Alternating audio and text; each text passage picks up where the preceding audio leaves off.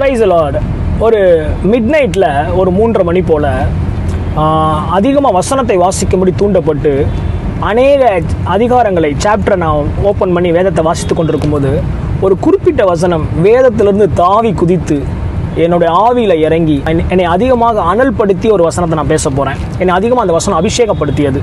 அந்த வசனத்தை நான் பல மணி நேரம் என் வாய் விட்டு நான் அறிக்கை செய்தேன். அது என்ன வசனம் அப்படின்னா, சங்கீதம் 74 3ஆம் வசனம்.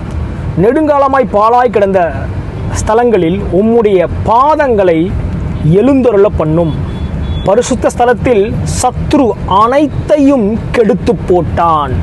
ஆமென் சொல்லுங்க பார்க்கலாம். இந்த வசனம் என்ன சொல்லுது அப்படின்னா, என் வாழ்க்கையில் நிறைய ஏரியாவை சாத்தான் வந்து டேமேஜ் பண்ணிட்டான். ஃபார் எக்ஸாம்பிள், நான் ஒழுங்காக சில பேர் சொல்லுவாங்க, நான் 12th வந்து 450 mark, 10th 450 mark, 12th 1100 mark எடுத்தேன். சரிப்பா, இப்போ என்னப்பா பண்ணுற? இல்லை, நான் ஒரு சாதாரண வேலைக்கு போயிட்டுருக்கேன். ஏன் தம்பி நீ படிக்கலை?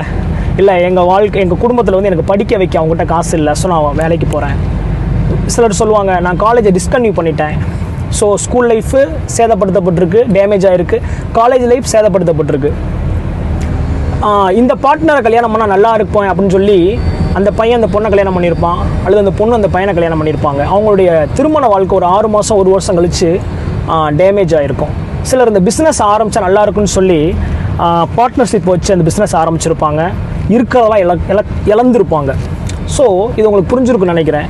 இப்படி தான் இந்த வசனம் சொல்லுது, சத்ரு பரிசுத்த ஸ்தலத்திலே சத்ரு அனைத்தையும் கெடுத்து போட்டான். என் பிசாசு என் வாழ்க்கையில் நிறைய ஏரியாவில் டேமேஜை உண்டு பண்ணிட்டான் அப்படின்னு சொல்லிட்டு சங்கீதக்காரன் சொல்லுகிறார். அன்புக்குரியவர்களே, தேவனுடைய பிள்ளைகளே, அந்த வசனத்தோட முதல் பகுதி சொல்லுது, அவன் டேமேஜ் பண்ண ஏரியாவில் நீங்கள் எழுந்தருளுங்க ஆண்டவரே, நீங்கள் எழுந்தருளுங்க. இன்னொரு மொழிபெயர்ப்பில் அந்த வசனம் மிகவும் அருமையாக இருக்குது, ரொம்ப அற்புதமான வசனம் இருக்குது. அந்த மொழிபெயர்ப்பை உங்களுக்கு நான் வாசிக்கிறேன். தேவனே, பழமையான இந்த இடுபாடுகளுக்கு மத்தியில் நீர் நடந்து வாரும், பகைவன் அளித்த பரிசுத்த இடத்துக்கு திரும்ப வாரும். எந்த எல்லையில் பிசாசு உங்களை வாழ்க்கையில் டேமேஜை உண்டு பண்ணானோ அந்த இடத்துல தேவன் எழுந்தருளுவார். அவருடைய அபிஷேகம் கடந்து வரும், அவருடைய பிரசனம் கடந்து வரும். அவன் இடித்து போட்ட உங்கள் வாழ்க்கையில் சேதப்படுத்தின பகுதிக்குள் தேவனுடைய கட்டுமான பணி உண்டாகும். ஆமேன் சொல்லுங்க பார்க்கலாம். சத்தமாக தீர்க்க தரிசனமாக ஆமேன் சொல்லுங்க பார்க்கலாம். சத்தமாக ஆர்ப்பரிப்போட ஆமேன் சொல்லுங்க. உங்கள் திருமண பகுதி, உங்கள் பிஸ்னஸ், உங்கள் ஊழியம், அந்த பார்ட்னரை கல்யாணம் பண்ணதுனால உங்கள் வாழ்க்கை, அல்லது 2 குழந்தைய கொடுத்துட்டு அந்த பார்ட்னர் போயிருப்பாங்க. இப்படி உங்கள் வாழ்க்கையில் எந்த ஏரியாலாம் பிசாசால் டேமேஜ் பண்ணப்பட்டிருக்கோ, சத்ரு கெடுத்து போட்டு வைத்திருக்கிறானோ அந்த இடத்துல ஆண்டவருடைய வார்த்தையை சொல்லுகிறது. ஆண்டவர் தன்னுடைய வார்த்தையை அனுப்பி கிரியேட் பண்ணுறாரு. என்ன அப்படின்னா, மறுபடியும் நான் உன்னை கட்டுவேன், நான் உன்னை கட்டுவிப்பேன், நீ கட்டப்படுவாயின்னு தீர்க்க தரிசன புஸ்தகத்தில் எழுதப்பட்டிருக்கிறது. ஆல்ரெடி தீர்க்க தரிசன வார்த்தையை பேசுகிறேன்.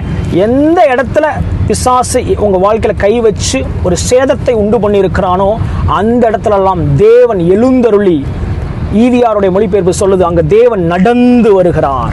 ஆமென் சொல்லுங்க பார்க்கலாம். தீர்க்க தரிசன ஆக்ஷன் பண்ணுங்க. உங்கள் வாழ்க்கைக்குள்ள தேவன் நடந்து வருகிறார், உங்கள் வீட்டுக்குள்ள தேவன் நடந்து வருகிறார், உங்கள் பிஸ்னஸில் தேவன் நடந்து வருகிறார். பிசாசு இடிச்சு போட்ட பகுதியில் தேவனுடைய பாதங்கள் நடந்து வரும்போது, அவர் உருவி வரும்போது அந்த ஸ்தலம், அந்த இடம் மறுபடியும் கட்டப்படுகிறது. God bless you. Have a blessing day. இந்த தீர்க்க தரிசன வார்த்தை உங்களை ஆசீர்வதிக்கும். ஆமென், ஆமென், ஆமென்.